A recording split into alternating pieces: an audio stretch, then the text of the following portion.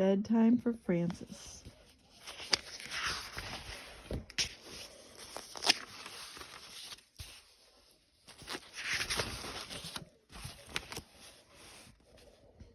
The big hand of the clock is at 12.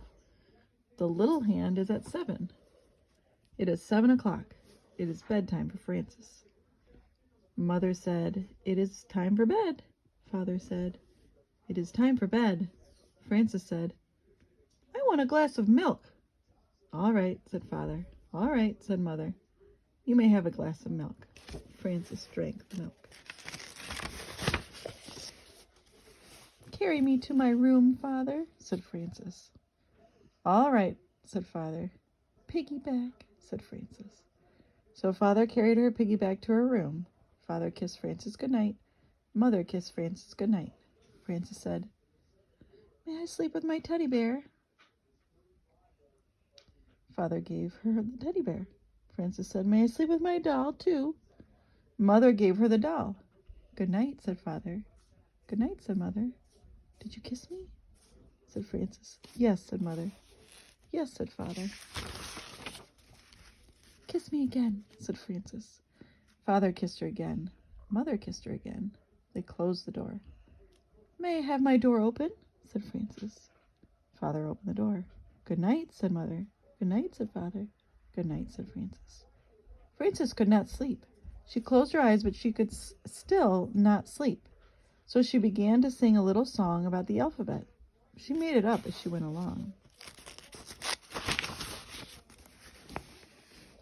A is for apple pie, B is for bear, C is for crocodile combing his hair, D is for dumplings.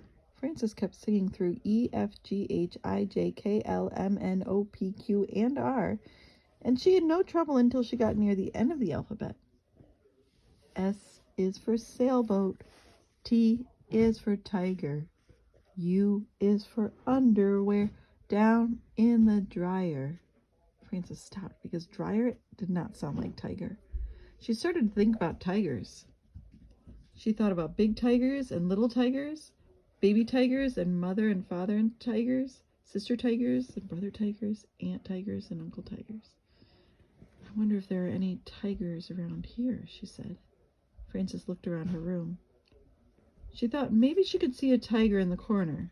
She was not afraid, but she wanted to be sure. So she looked again. She was sure she could see a tiger. She went to tell Mother and Father. "There is a tiger in my room," said Frances. "Did he bite you?" said Father. "No," said Frances. "Did he scratch you?" said Mother. "No," said Frances. "Then he is a friendly tiger," said Father. "He will not hurt you. Go back to sleep." "Do I have to?" said Frances. "Yes," said Father. "Yes," said Mother. Father kissed her. Mother kissed her. Frances went back to bed and finished her song on the way. She closed her eyes again. She still could not sleep. Frances opened her eyes and looked around. She saw something big and dark. Giants are big and dark, she thought. Maybe that is a giant. I think it is a giant. I think that giant wants to get me. She went into the living room. Mother and Father were watching television and having tea and cake. Frances said, "There is a giant in my room. May I watch television?" "No," said Mother. "No," said Father. Frances said, "The giant wants to get me. May I have some cake?" Father gave Frances a piece of cake.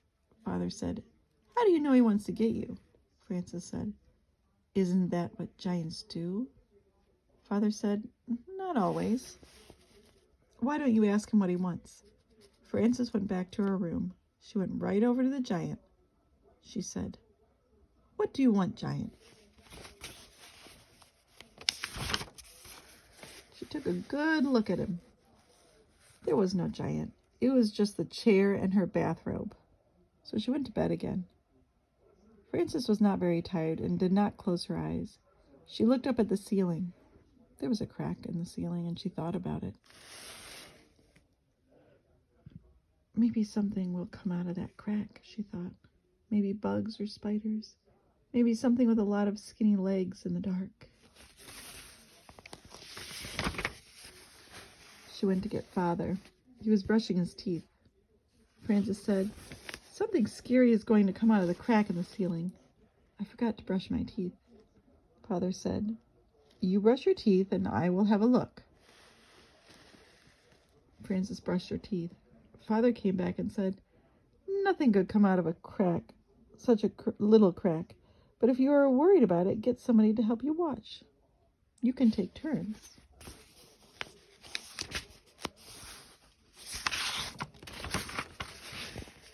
Frances took her teddy bear to watch. They took turns for a while.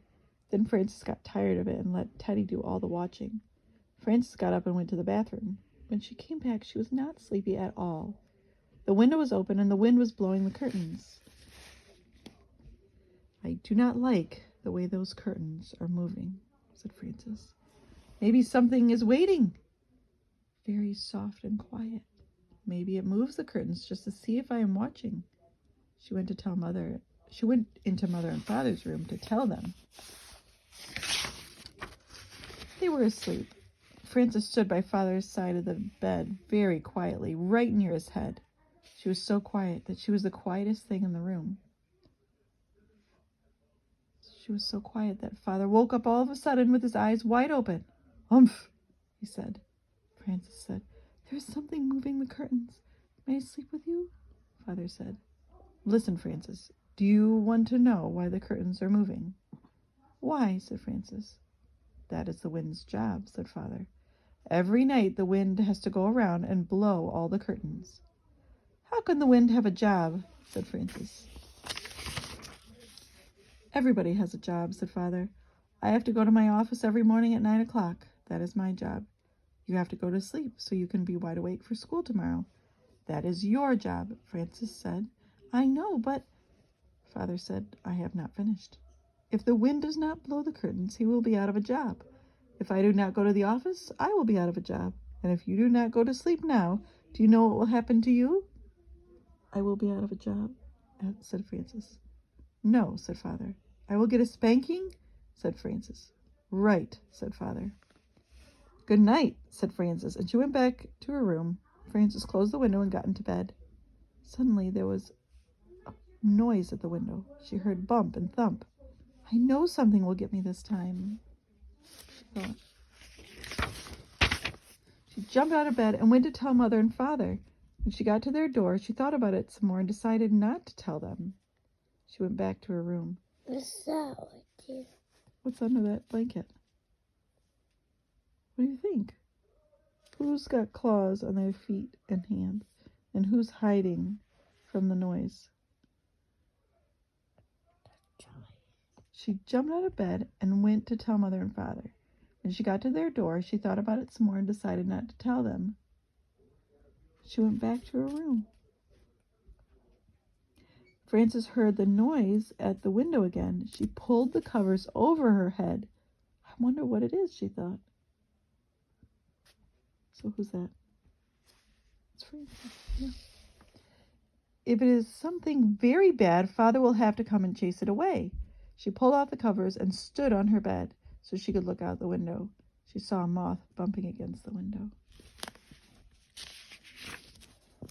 Bump and thump, his wings smacked the glass. Whack and smack. Whack and smack made Frances think of a spanking, and all of a sudden she was tired.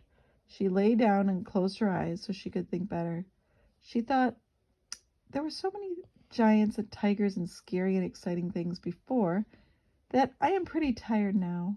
That is just a moth, and he is only doing his job the same as the wind. His job is bumping and thumping, and my job is to sleep. So she went to sleep, and she did not get out of bed again until Mother called her for breakfast.